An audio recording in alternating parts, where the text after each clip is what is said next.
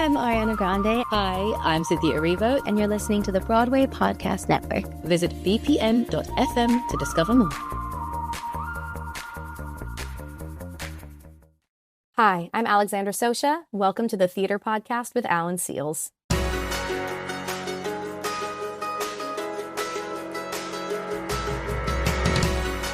Hi, everyone. Welcome back to the Theater Podcast with Alan Seals. This is an all-new episode with Alexandra Socha, and this episode is packed with honesty, humor, and deep insights as Alexandra joins me for a conversation that goes way beyond the stage. We dive into her experience growing up in theater, making her Broadway debut as a teenager in Spring Awakening, and the unexpected challenges of building a sustainable career in this difficult industry. She opens up about her ADHD diagnosis, which she received somewhat recently later in life, and the ways in which it's both fueled her creativity and presented challenges, especially as a performer. But we also talk about the unique pressures of playing Glinda in Wicked on Broadway, particularly at a time when the show is experiencing a fresh wave of attention thanks to the movie. And she reflects on how motherhood has shifted her priorities, the importance of having a full life outside of theater, and why she's learned to embrace her quirks rather than mask them. This is a fun and I suspect deeply relatable chat for many of us, myself included. So don't forget to find me on social media and check out Patreon or Spotify for the video version of this episode. And now everybody, please enjoy this episode with Alexandra Socha. Here you go. 1, 2, 3.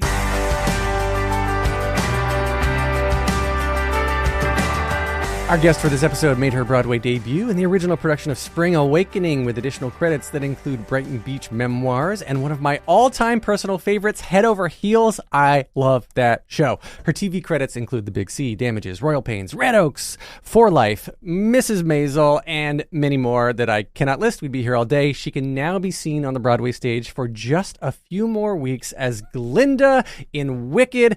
Alexandra Socha, welcome to the Theater Podcast. Thank you for having me, Alan. Do you go, you prefer Alex, right? I actually don't. Oh, really? No. Yes, I think it kind of gets around that way. I think in emails and stuff, it gets shortened a lot, but I am a full and dramatic Alexandra. the dramatic Alexandra. Yes. You have to classify it that way. I like that. Yes, I've always been an Alexandra. And now that I'm older, I'm more comfortable correcting people. So I think there's a lot of people who still call me Alex because they knew me when I was 20, and I would just go, "Oh, that's fine, whatever," So now I realize no one's mad at you if you say, "Could you actually call me Alexandra?" I was actually going to bring this up later, but since if we can kind of dive into this early on, sure. There was a post I was reading on your Instagram that you made a couple months ago. I don't remember how recent it was, about like around being diagnosed with ADHD as an adult. Mm-hmm. Because you were talking about like when you were younger. I'm just relating this to mental health. This is my transition. Great. So when you were younger, there was something that you wrote in your post that was like it manifests differently in boys versus girls, and you posted about this, which obviously means that it's important for you to talk about publicly, I would assume, and get other people aware. So, like, I guess relating to your younger self, where you would say, "Oh, that's fine, just call me Alex, it's okay," and then who you are now as someone in your 30s and being diagnosed with ADHD. I have not been formally diagnosed, but I'm pretty sure I've got it. Like, what did that open up for you in terms of new tools, giving you understanding around how to better process yourself, what you want to think of? And I'll shut up now. Well, first I will say, if you believe you have it, I think you should become formally diagnosed. I don't think self-diagnosing is a helpful tactic. I think we have a lot of things on social media right now about, there's a lot of great celebration of neurodivergence, but I think we're starting to get a lot of people being like, well, I have this and I have, autism, or I have this. And I think like we can't be self-diagnosing those things. And there are affordable ways to be diagnosed. I was diagnosed by my psychiatrist who also has it, and looked at me and went, "You have ADHD." And, and he saw it because he has it. And even other mental health professionals I've been to have not been able to pinpoint it the way he was, because he experiences it and he was able to see, because it does manifest a little differently in me. And I will say I also have I think I have sort of like a high functioning ADHD in many ways. And I am currently not on medication for it. I've tried different versions, but I've sort of learned to go forth without, which not everybody can do. But after he was like, you have this, he wanted me to get formally diagnosed, but he knew it can be financially, what's the word I'm looking for? It's expensive. It can be expensive to find to go through the diagnostic test. So he had a way, he was able to set me up through an online test where I filled everything out, and it was still reviewed by an actual doctor, and it came back and they said, yes, you absolutely have this. So that being said, it did open up a lot for me because just a lot of stuff made sense, and things that I sort of thought were just I would be like, what is wrong with me? Why can't I do this? Why do other people seem to be able to do this and I just can't do it? And it was sort of helpful to be like, because your brain works differently, and to let myself off the hook a little bit. That being said, I think being neurodivergent doesn't mean you can operate however you want. I think we still live in a neurotypical society, and we have to do what we can to adhere to what those policies and those tactics are.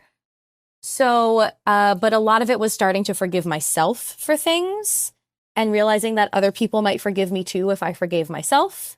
And I think a big thing for me too was realizing how much I had been masking, especially as a young person. Masking can be typical in a lot of ADHD cases, but especially they say in females, and I'm sure there's a lot of reasons for that, maybe even being societal.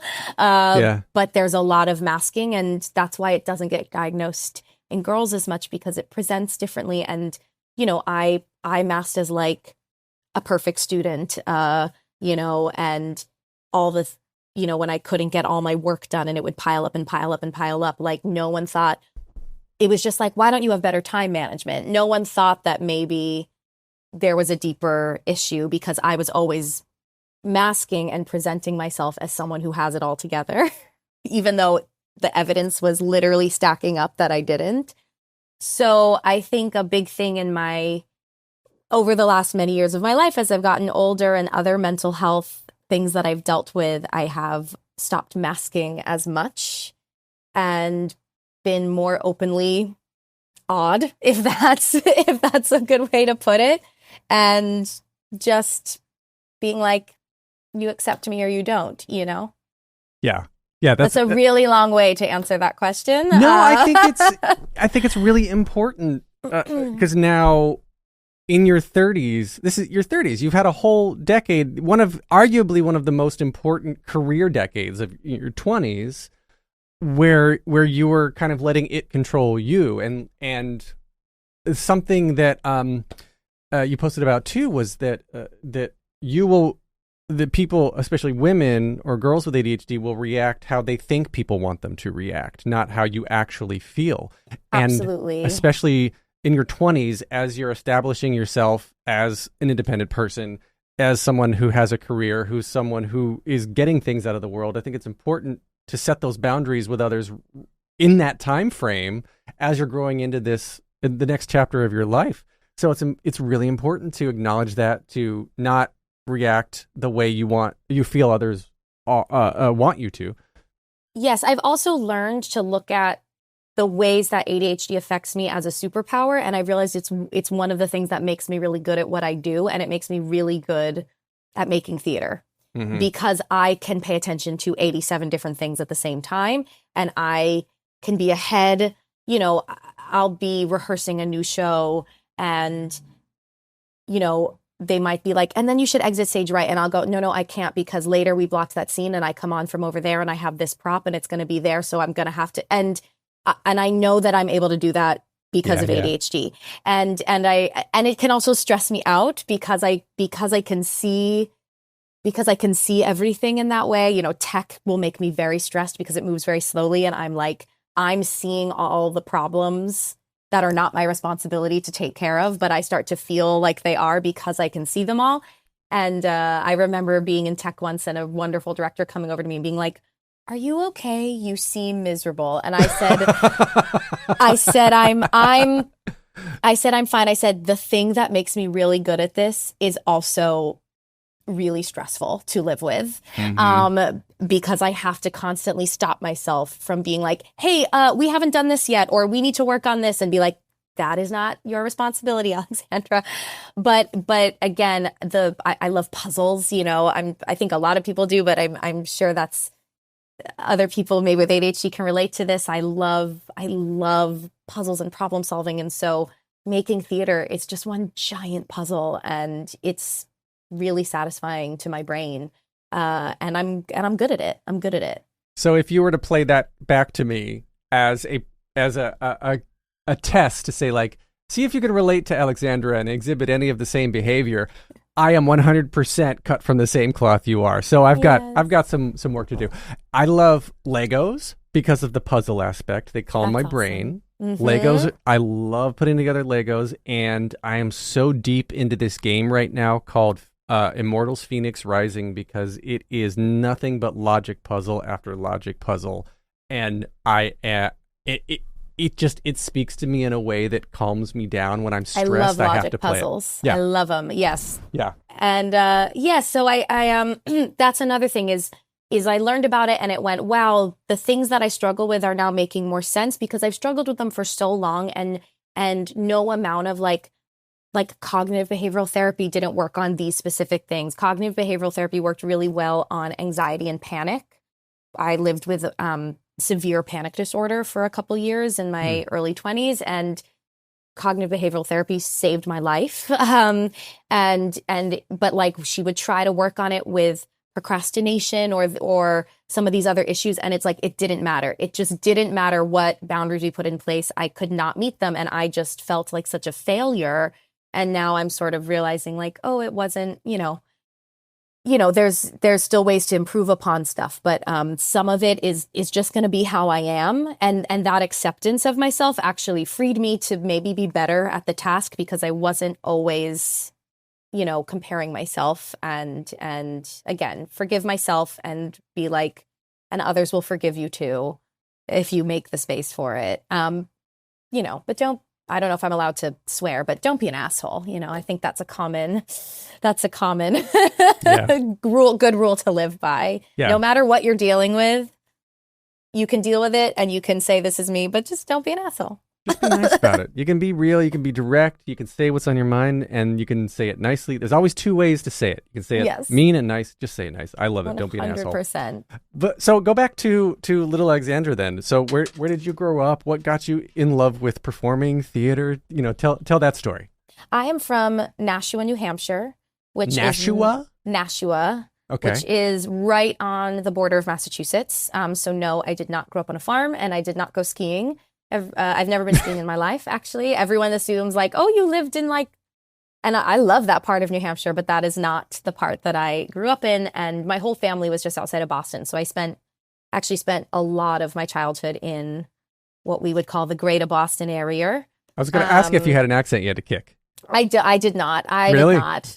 My mom didn't have one. My parents didn't. My mom didn't have one. My grandparents still sort of had an accent. They had that sort of Kennedy's affect. Like, my grandfather would say things like, "Oh, you look very sharp today. You look very sharp, Alexandra." It was that sort of deal. Mm-hmm. Or my grandmother, my favorite quote ever. My favorite quote ever from my grandmother is, I was shopping with her and my mother, probably at Filene's. And my grandfather worked at Filene's for many, many years. So my grandmother got his discount even after he retired. So we went to Filene's a lot. And I just remember, I will never forget this until the day I die. My mother said, "Oh God, I'm so hungry. I'm so hungry." And my grandmother went, "Well, Joni, if you're hungry, I have tuna in the car." Tuna in the car. In the car. Yeah. And it just imprinted on my brain and will stay forever. But so I did not have an accent, but I spent, I grew up in New Hampshire, and I spent a lot of time also in Massachusetts, just outside of Boston. I went to summer camp in Concord, Massachusetts, like the home of the Little Women. And also did a lot of theater in that area as well. my mother did community theater. She had studied voice at the Hart School of Music in college. She went to a different college, but she was able to take voice lessons and music classes through Hart. She wanted to be a singer. She did it sort of like amateur professionally for a bit, but ultimately didn't go down the path and became a very successful businesswoman. And my dad was a musician. But by the time I was born, he had kind of stopped playing and he was doing like video business, like wedding video business stuff. Because that became a really big thing in the 80s when you could have like your own cameras and everything. So, I grew up in a very creative, very musical household, and my mother did a lot of community theater. And so, I was always actually, I think the first movie I really remember watching is The Wizard of Oz. Really? And I was obsessed, and then it became all the movie musicals. And my mother told me I would wake up before dance class on a Saturday morning at like 7 a.m. and be like, "Mommy, can we watch Oklahoma?" She'd be like, "I guess, sure," So it was just there. And then I did a community theater production when I was 5, and that was it. And you were in dance class. So you mentioned you were in dance class. Right. So when did you get into that? You were like theater 3, production? little like kid dance. Your kids, yeah. Yeah. But it was just, I was always, I think my parents tried to get me to like see if I had any sports talent, and it was not there. Because my mom loved sports. She was very musical and talented, but she grew up in such a sports family. And I think there's video of me like doing a t-ball in our like front backyard, and it's sitting on a stick and I miss it. Like I can't even hit it when it's like sitting right in front of me. So I ended up going the artistic way. And even as a little kid, I think my parents could see like she's got a fire for this. So they were very supportive. It's interesting though that you seem to lack the sports coordination, but still dance it's a hand-eye thing. It's a hand-eye thing. I'm terrible at video games. I can't do this, and I can't do that, and I can't like have something come at me and know when to hit it. That's different than like you moving your body through space, I think. Okay, I can see that. It's different types of coordination. Yeah. I totally get that. And then fast forward a little bit. Obviously, at some point, you decide like, this is what I want to do as my career. This is what I want to be. I'm going to do this for the rest of my life. And so walk us through at this point, like in the high school into college, and then obviously Spring Awakening, which cast a lot of young kids in the original production. Yeah. So probably. I'm too young to even remember when I was like, I'm going to be on Broadway. I think it was just it was always there. And obviously in like middle school and high school, I got very serious about it. And I did a lot of community theater at this fantastic youth theater in my hometown. And it was called the Peacock Players. And shout out to them and everyone there. And we've had a lot of people go on to the industry from this little theater in this, kind of, whatever town. And I've gotten to cross, I don't know if there's Garrett Haw, who's been in like, I don't know, 7 or 8 Broadway shows as an incredible dancer. Like we grew up doing theater together. It's very cool when that happens. Zach Benkel, who just finished like a 3+ year run in Aladdin, we were best friends in middle school and high school. Babcock, right? Yes. Yeah. And, like we were sitting trying to dig up audio bootlegs on LiveJournal of Eden Espinosa singing Defying Gravity. That's what we were doing with our Friday nights because we were real cool. I think you are. Don't go anywhere. We'll be right back after this break. Welcome back to the episode. So there was actually a really great moment where right before I started in Wicked, I finally went to see him in Aladdin. And then like 3 weeks later, he came and saw me in Wicked, and we were just like, this blows our mind. And we believe it. We used to sit there and be like, we're going to be on Broadway one day. And we sat here as adults being like, yeah, we were right. And we knew it. That being said, I did a lot of shows with them and got very serious. And And then what happened is Spring Awakening did open calls across the country. It had been running a few months. It was before it had won the Tonys, but it had sort of emerged. I remember my friend Tim telling me about it one day over Christmas break of whatever that was, 2006. And he went, "Have you heard of this show, Spring Awakening?" And I went, I don't know. And he put the album on and I was like, oh, this is cool. And I was such a tried and true theater girl, like classic showbiz girl. But I was, you know, they just caught something about youth in that moment that just hit us. And so they did these big open calls all across the country, and they did one in Boston, and I went. It was over my spring break of my junior year of high school, and I got a call back in Boston. And what's really crazy is at the Peacock Players, we were doing The Wizard of Oz, and I was actually playing Glinda. And I asked if I called the director and said, I have to miss rehearsal tomorrow because I have a call back for Spring Awakening. For a Broadway show. Yes, which, you know, who knows what any of that was actually going to lead to, if it was just who knows, but I went, and then, of course, you know, didn't hear anything and thought, well, that was a really cool experience. And a couple months went by, and then a random day I got out of the shower and I had a missed call on my phone from a random number, and I didn't know the 212 area code then. I didn't know what that meant. And it was from Carrie Gardner, the casting director. And she said, "Hi, this is Carrie. I met you in Boston from Spring Awakening. We are having auditions in New York City next weekend for swing replacements, and we want you to come."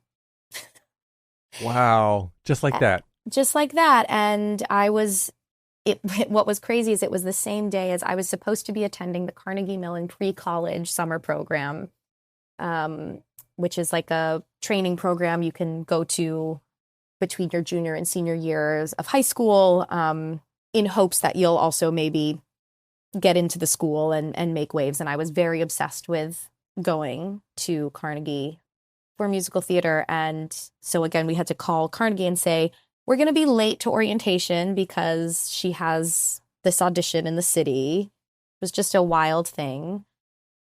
But I went to it, and I remember at the end, the producers came out to talk to my parents, but I didn't know anything about the business. So I just thought, well, that's nice.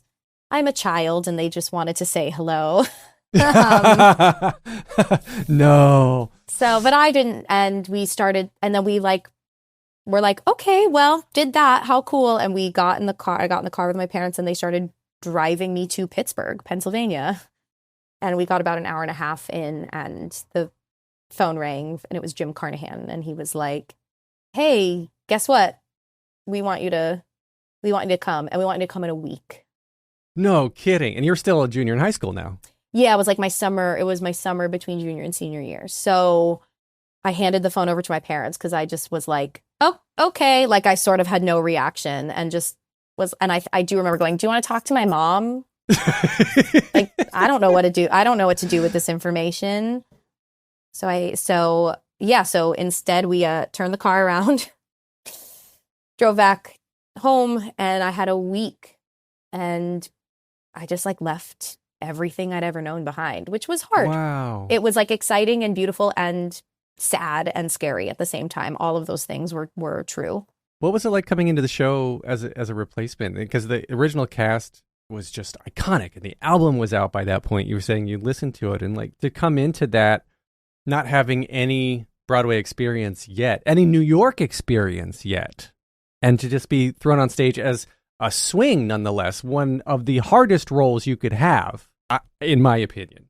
Yes. Well, I think it's good to be 17 years old and be a swing because your brain can just kind of do anything. The amount of information you can learn in a quick amount of time is different than if I tried to do it now. I think because so much of that original cast had also had the same exact thing happen to them, whereas like one day they were just kind of a kid either in high school or in college. Like some of them were already pursuing work, but some of them, you know, I don't know, Skylar Aston and Brian Johnson were students at NYU. And they just like they were like, we're doing auditions for this show at the Atlantic. And they just went, and like it becomes this thing that moves to Broadway, you know? So I think that it was really helpful that a lot of them had just been through a very similar thing. And we were all just so young. I think that's the other thing, is like we were like the median age was about 20 with everyone. And so I don't think anyone really understood what was happening to them and how enormous like they knew it was enormous, but you just can't grasp it. And when you're that young, you don't have much to compare it to either. You don't. And, you know, they also went through the like being this little show off Broadway that's like, we're going to move to Broadway, how cool, to then all of a sudden becoming like a sensation. Yeah. And then I joined like about a month after the Tonys, where like now they'd won all these Tonys and the audiences were full every night of like these screaming fans. And so they were also like in a good place. Everyone was really happy. So I think that was obviously helpful too.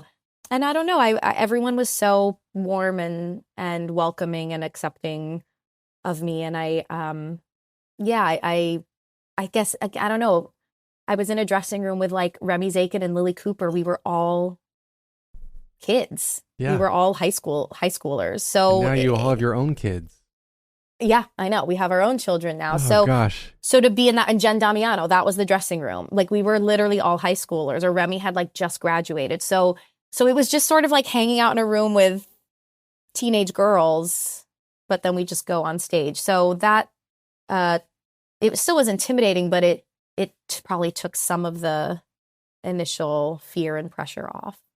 And you're just not afraid of things when you're a kid. I don't know. I'd be more scared now to like if I made my Broadway debut at 35, I would be much more scared than making it at 17, I think. Really? It'd be harder now? So I just gave away my age, but whatever. Like that's interesting to me that you would be more scared now. Like, I don't know, maybe my kids are a little bit older. I have two boys that are 8 and 10, and I feel like now I fall into that stereotypical dad, I don't give a shit kind of like, I'm going to say whatever's in my mind because I want to embarrass them sort of mentality, which then translates into having fewer reservations to be that silly or just go in front of a stage full of strangers. And I guess there's like there's such an arrogance that comes with being a teenager where you think you know everything and understand everything. You don't know enough to know that you don't know anything and you're a dumb piece of shit. So fair points. So like I feel like I have like less confidence now because that girl was like, of course I'm here. Like I'm, you know, or you just think you know everything and nobody can tell you different. And so I miss that sometimes. I think I'm of course a better person now, but I'm like, I miss that sort of blind belief in myself and like eye rolly, like, oh, of course I know what I'm doing kind of a thing.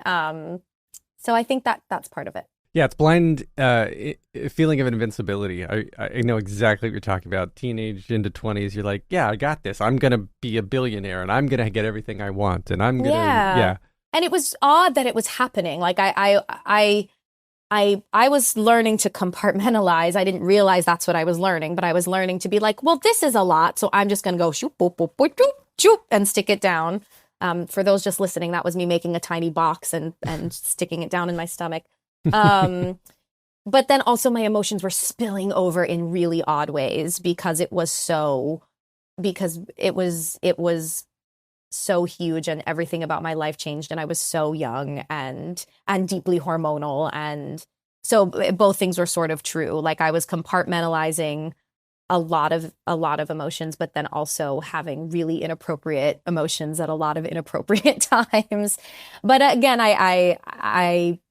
I was a child and it was like that was sort of my college. And for a lot of us who were in that, you know, some people did go on and go to college and I did not. So for a lot of us who that was our college and it was our time to be messy and it was our time to be to learn about ourselves. We just happened to be doing it while in a hit Broadway show, which is a strange experience, but we were still having a lot of We were still having a lot of fun and acting like children a lot of the time, in a good way.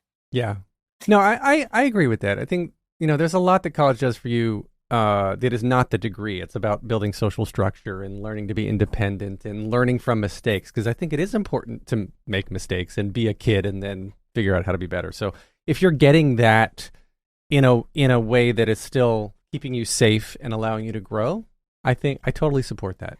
Yeah. And, it's been a long time. It's been almost 2 decades. And I can say, like, whenever I run into anyone from that show, I can see, I was like, we are all grown-ups now. And anything that any of us did back then that was questionable, like, we are all redeemed. I don't think anyone holds anything against anyone from that time, because we can look back and go, oh my God, we were so young.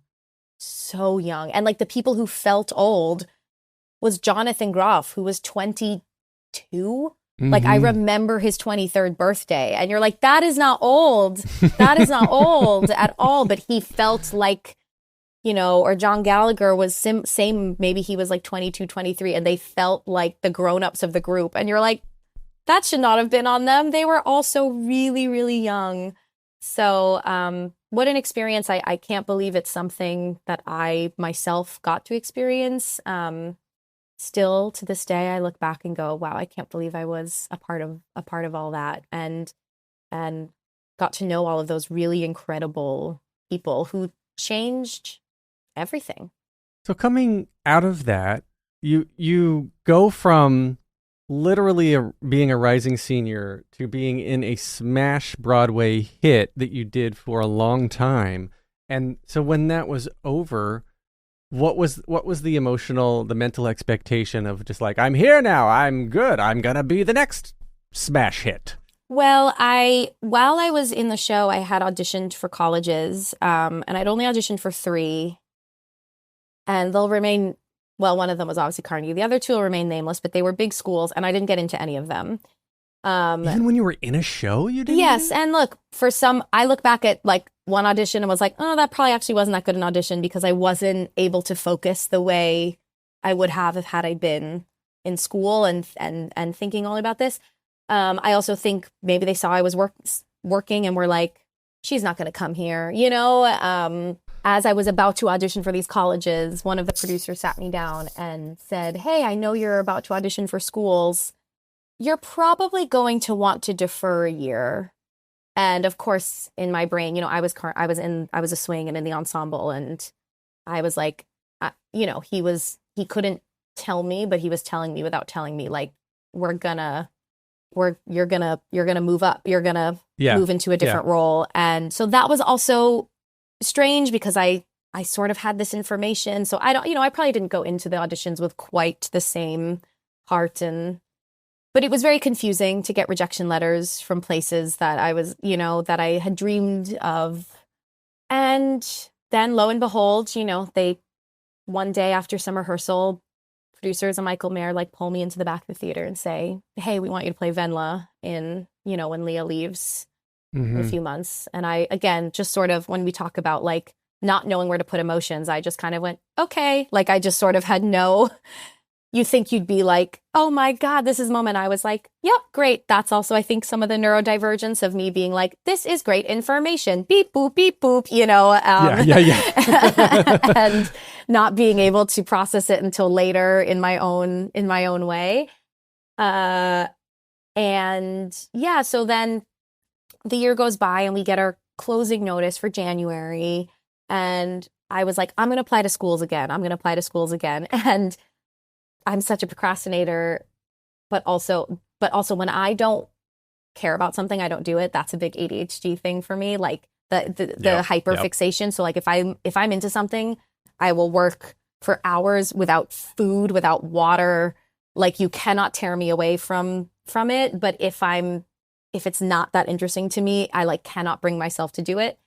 And I never filled out these applications, and it was a day before they were due and I hadn't filled them out. And I went, maybe my brain and my body is telling me something, that this is actually not what I want. And I think I called my dad and talked to him for like a couple hours because I was freaked out. I was like, this is what you're supposed to do with your life. And he hadn't gone to college, so I felt kind of safe talking to him about that. And so then I just was like, well, the show's going to end. At that point, I had gotten an agent. I was very fortunate where I was just in a Broadway show. And then when I was ready to get an agent, like I was able to invite people to see me play a lead on Broadway like that. And, that's not most people's paths. And I know how fortunate I am. And I'm still with the same agent, by the way. We've been together this whole time because she was there when I was, yes, I was starting a Broadway show, but I was no one. And, she just saw something in me. So I was like, well, I have an agent, so we'll just see how this goes. And then like a month later, I booked Brighton Beach Memoirs. So then I was like, I am hot shit. I'm just going to be on Broadway forever now. That's what I do. I just do Broadway. Boo, boo, boo. We go, of course, famously, this production was incredible, but a massive flop. It closed after 1 week. Yep. It did not get bad reviews. It got some tepid reviews, but it was not like panned.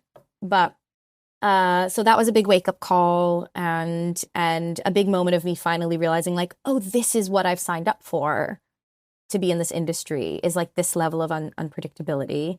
In fact, Wicked will be the first time I've ever actually finished a whole contract that I have signed, because everything else has closed before we've gotten to the date on my contract. Oh, man. Yeah. So because it's Wicked, but that'll be the first time I actually like end on the day that the piece of paper said, as opposed to, months before or something. Because even Spring Awakening closed I was contracted for a year, and then we closed we closed after like 6 or 8 months or something of when I signed. So that was, but I thought that production was beautiful. I recently found like a full bootleg of Brighton Beach Memoirs somehow on YouTube.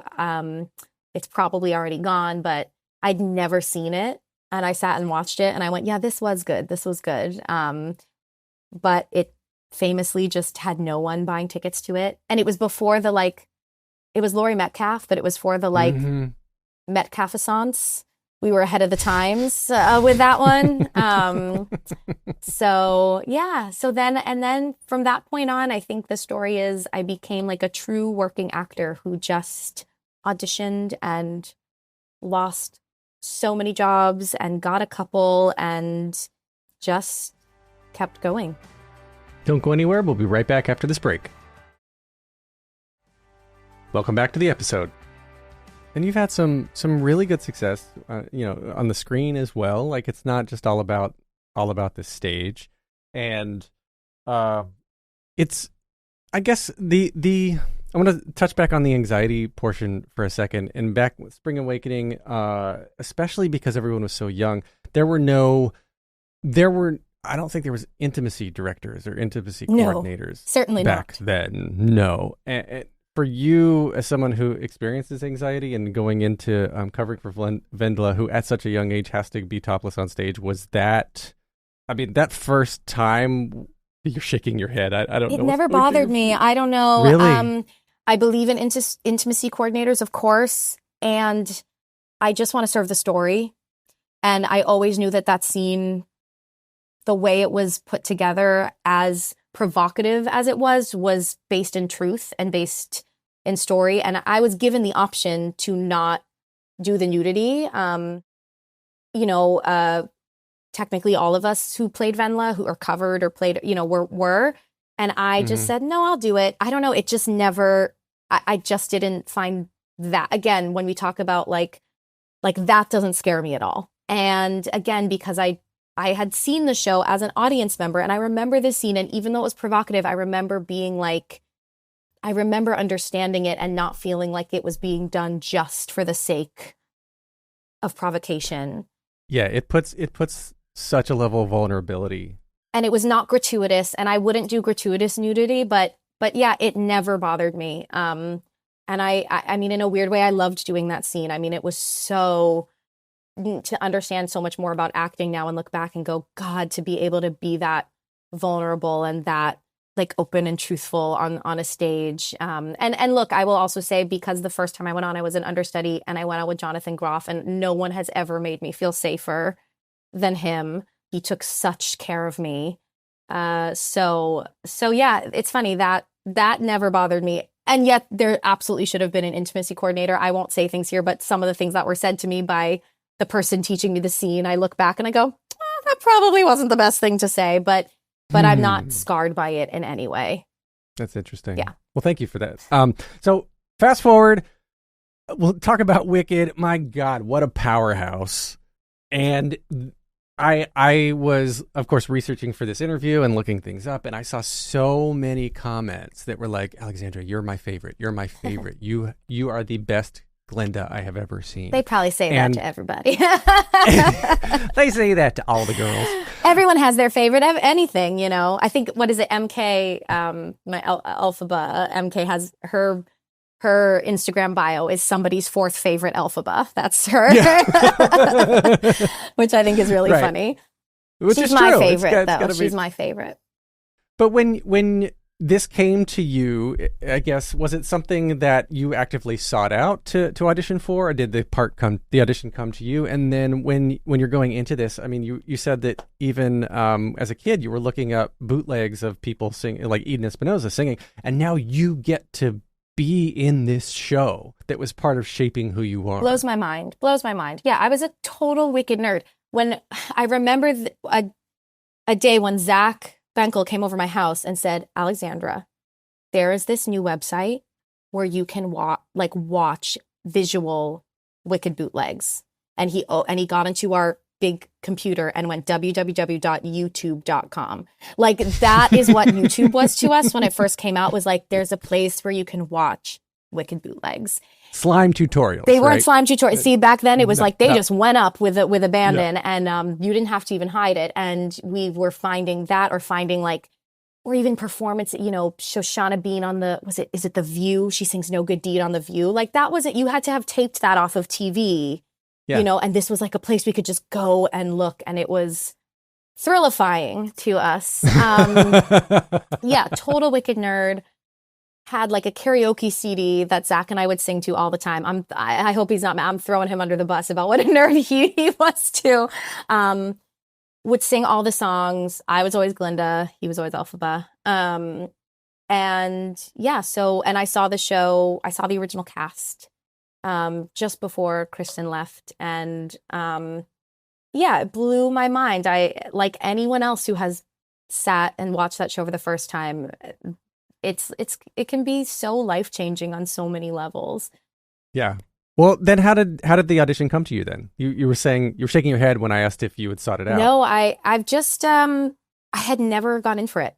And I had never asked to go in for it. I don't know, I just sort of thought it was like this thing over there, and I thought, well, I guess I don't know, it just never presented itself. And a lot of the times I feel like my agent and my manager like don't always want me to replace in things. You know, there's different things of like, and I'd done a lot of new work, and I've been really fortunate to be in a lot of new things and developed a lot of stuff. And that is a big part of the dream of being a theater worker, is being part of something original. So I don't know why it came through this time. I also think a lot of people didn't know I was a soprano. I've obviously with Spring Awakening and other things, a lot of stuff that's come my way has been more pop, which is actually not, I'm sort of faking my way through that. I feel like I turned my character in Head Over Heels into a soprano role. It was not written that way originally. I love that show. I love that show too, but I did that during the workshop because it felt truthful to the character. And I was like, and it's gonna be better for my voice, instead of trying to like I'm not a Bonnie Milligan. That's not what my voice does. And why would I ever try to when you have Bonnie Milligan doing that, why would you ever also try to do the same thing? Because you will never be as good as her, no matter who you are. So I remember the first time I like did a little high note in Good Girl and Head Over Heels, and it made everyone laugh. And I was like, okay, great. It works for the story. It's funny. It's true to the character, and it's better for me vocally. but yeah, I don't think a lot of people knew that that's my happy place and my sort of origins. But I don't know, it just showed up one day in my inbox. And I don't know why. I don't know why it had never come before, but it happened when it was supposed to happen, I guess. And my agents were like, would you be interested in going in for this? And I sent back a very, like, oh, yeah, well, I already know the material. It won't be that hard. But of course, inside, I was like, am I interested? So yeah, so I made a tape. Send back that meme that's like, yes, 1,000 times, yes. Sure. I don't know my memes very well. I know some, but not that one. But yes, it was that. But that was on the inside. Outside, I was like, yeah, for sure. Like, let's make a tape, Crazy. So you're coming up at the end of your year, 2025. So it's the beginning of March. So beginning of March 24, right? Yeah. I guess then you went in. Wow, a full year of playing this. And this, I mean, both Glinda and Elphaba, they're such demanding roles. The show itself is just incredible. So like going through this for your own sanity, how are you keeping, like with all the work that you've done and all of the self-awareness and growth and everything that you've done to maintain one of the two leads in this show that means so much to so many people internationally, right? Like now, once you got it, was that a sigh of relief, or was that, again, you're older, you realize what's at stake, mounted pressure? Well, I had barely worked for like 2 years, so it was a lot of relief. It was just like, also, I'm a mom, and at the time my son was very young, and my husband and I were very nervous about what being actors meant for being parents, and could we do this? So when this came along, it just was like, oh my God, okay, well, for a year, as hard as it's going to be, for a year, we know what our life is, and we know that we can take care of our child and take care of ourselves. And the show's not going anywhere. Yes. Yeah. I was like, I will finish this contract. I will hang something on the wall in my dressing room, because most of the time it would be like, I guess maybe I'll put up this shelf, and then I'd be like, oh no, we're closing next Tuesday. Okay, never mind. I'll take the shelf down. Yeah. So there was a lot of relief, and that's how I am anytime I book a job. I actually don't get all like celebratory. Again, I'm like, great news. This is great news. I am relieved. Okay, that's done. Check on that. So at least I know I have work. What else? And I would say or balancing it or taking it all in, like being a mom and having a child is, that's the most important thing in my life. And it puts immense perspective on everything that's happening, because I love what I do so much, and being a part of Wicked ever, but especially in this moment when everyone has Wicked mania, and it's in the culture and in the zeitgeist in a fresh new way. It hasn't been ever really, because it's, that, again, the bigness of that doesn't scare me, because I'm just like, at the end of the day, I don't mean this flippantly, but like, it's not that important. It's my job, and I care about it. And I'm so goddamn lucky that this is what I can go do to make money for my family, because it fulfills me as a human and an artist. It's like checked off my childhood dream, literally. Like, I did it. I played Glinda on Broadway. If my plane goes down, I will be like, my obituary will say, Broadway actress, played Glinda, mom, it'll be like, great, but at the same time, you're like, it is just work. It's just work. And it's awesome work. And I want to keep doing it. I don't want to, this is how I want to work. And this is where I want to be. And selfishly, I don't want to be somewhere else yet for my family. And if I hit a point where this is no longer the place where I can support my family, then we'll deal with that. But right now it is working. And coming home. Yeah, I think Kieran Culkin did an interview recently where he was like, he talked about his family and his kids, and he loves acting too, but he's like, I'm just trying to get home. He's like, I'm not there. He's, people want him to be this like, oh, well, my process and this. He's like, I'm just trying to get home. I'm there. Yeah, I'm clocking in. I'm doing my work. And he's like, I'm just trying to get home to my family. And I think that's, balancing those two things is a lot. But so I'm lucky that this is what I have to balance with, and I don't take it for granted. And it's really difficult. And there are days where I don't want to go to work because I don't want to leave my family. There are days, you know, Mhm. my kid goes to daycare, which we need for me to have time to be as healthy as I possibly can as I cough to do this show. But it means I don't see him. I see him like maybe a couple hours a day right now, and that's not enough. So Yeah. this has been such a gift, and you know, when it's done, it just means I get more time with my son. So it's okay. Everything's fine. Everything's fine. Yeah. And you have the privilege of saying you were in the show. You were Glinda during this transition between or during the explosion when the movie was released, the part 1 of the movie. Just like real quick, was it different? Was the audience different after the movie came out and everyone came to see the show possibly for the first time after seeing part 1? It was different, but maybe not in the way that you think, because it brought in Wicked's already a tourist show, but it brought in such an influx of tourists. And I think we had a lot of people who had maybe never been to Broadway before ever, where like the majority of the audience was that.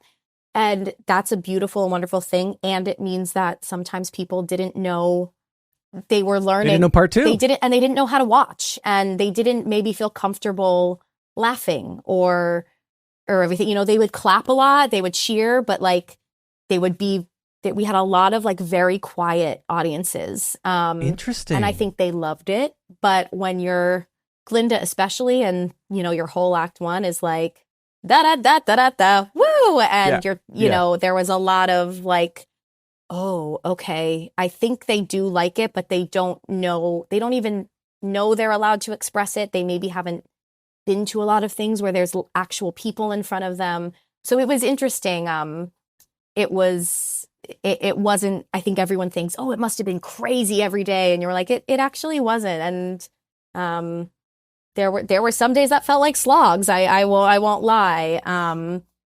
But at the end of the day, I'm like, I think we introduced a lot of people to just like live theater in general. So hopefully they continue to try to go see other.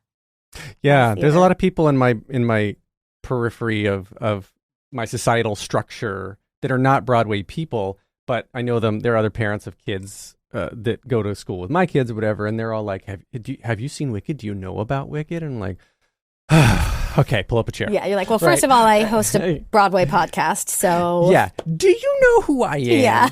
Yeah, yeah. So I think that's really exciting, and we'll see what happens next year with part 2. Maybe there will be more of that because people will already be introduced to this thing. But I won't be there, so I don't know. Well, you'll have to ask them. You'll have to ask the next ladies. Well, I'm sure you'll come back. They'll do like the big reunion for the 30th anniversary or the 25th. 25th's going to come up in a couple years. That's true. Right? It will. Yeah, it's not that far away. So they're going to bring all of you back and just like all of you get to say one word in a song. That's fine. And I'll just come for the party. Yeah. I don't have to do anything. I'll just watch the show and get my free food. And there you go. And enjoy myself, you know. Free food, the actor's dream. Okay, so as we wrap up here, we're going to play Plot in 60 Seconds. It's just a quick little game. I'm going to put 60 seconds up on the clock. Oh, this is terrifying. I didn't know this was going to be a thing. I have a list of 16 As you've seen, I am musicals. not a concise person, so I will not do well at this game. Nobody does. I haven't been That's able the to do fun part. anything in less than answer any question in less than 5 minutes you have given me. All right. Well, this is what makes it so great. Okay, so I have a list of 16 popular musicals. Great. You give me a number 1 through 16. I will tell you what musical that corresponds to. Then you give me the plot to that musical in 60 seconds. Okay. 10. Nice round number. 10 is Phantom of the Opera. Go. 60 seconds remaining. It's Paris in the 1800s, and they're at the opera house, and there's a man there who is haunting the theater, and he's in love with this one singer, and he pulls a bunch of pranks to make sure that she's the big star of the show, and it works. But then he like falls in love with her in a creepy way. And then I've only seen it one time, so I can't really remember what happens after that, but she's in love with someone else. I think, does he die at the end? remaining. I kind of can't. He dies, right? Yes. No? Yes. Yeah, No? he dies. Yes. And I been a long time I since I've forget seen how he ended up there. But yeah, but basic thing is man is in love with 15 woman, plays seconds remaining. pranks on others to make her a star. Okay. All right. If I was a Broadway producer, might not invest in that pitch. I've only seen it one time somehow. I don't know why that is. I know all the music, but I've only seen the whole thing one time. Yeah, I saw it as a kid, like literally in my teens, and then I saw it once again a couple of years ago. And Lies, I have and seen it's- it twice because I've watched the Royal Albert Hall version, Yes. the filmed one, as Yeah. well, which is incredible. Oh, yeah, Yeah. I agree. All right, so the 3 standard closing questions I ask everyone to wrap up. The first one just simply is, what motivates you? What motivates me to do this is, I mean, I've just never done anything else, and I don't feel super confident in any of my other skills. So it feels a lot of the time like it's this or nothing, and fortunately, I really like this. So that's the main motivation. Is just, I think it is love. It's love of what I do, even when I hate the structure within which I have to do it. Mm-hmm. I feel that. All right. I told you we're the same person. Yeah. Next question is, what advice would you give to your younger self and younger people listening now, starting out down a similar path? Ooh, All right, I'm going to speak to my like 22, 23-year-old self, in particular, because she was the one living with panic disorder. And I'm going to tell her that you're not crazy. Nothing's wrong with you. And you don't even know how unbelievably resilient a person you're going to learn how to be. And this will teach you how to be resilient, which is the only way to get through life. And then any advice for younger people, for others? The thing I always say when people ask, what do you say to people who want to be actors or creative types is like, just have a full life. I was in high school and stuff, I loved this so much, and you do have to give so much of yourself to it. But I was so deeply tunnel vision. I had no other interests. I had no other things that I explored. And frankly, I remember hitting a point in my mid-20s because I hadn't gone to school and I had just been so focused on trying to work that I realized I felt kind of dumb, and I felt like I didn't know anything about the world. So I forced myself to just start reading as much as I could, fiction, nonfiction, articles, and doing things that had nothing to do with the industry and working. And theater even, and going to see bands I loved, or going to see, films, or just broadening a lot of, felt like if I went out, it was to go see a play. So the big advice I usually give is like, if you want to be an artist, which our job is to reflect the world back onto, our audience, how could you possibly do that if you refuse to experience the world? So it's tricky because everything in this industry will tell you the only way to make it is to care about this and only this 100% of the time.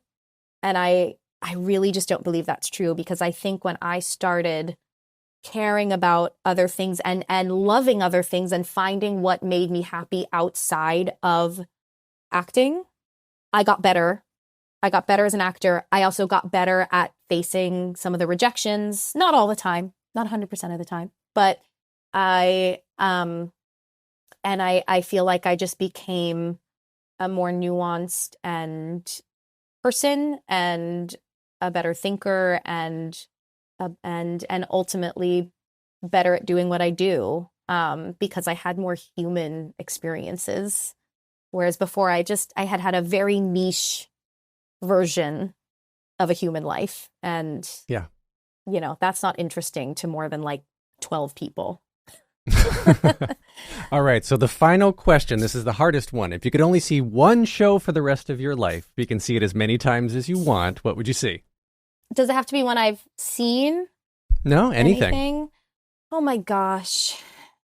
I don't know. I feel like I've seen the video of it, and I feel like I would maybe do like the original production of Sweeney Todd, because I don't think you could ever get bored. There was so much in it. I've seen the filmed version from when they did it in LA.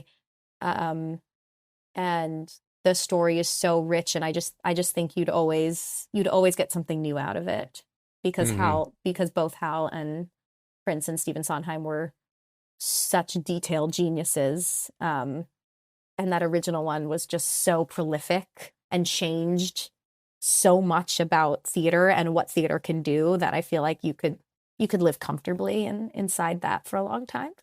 Yeah, there's a lot you can do in that. I agree. All right.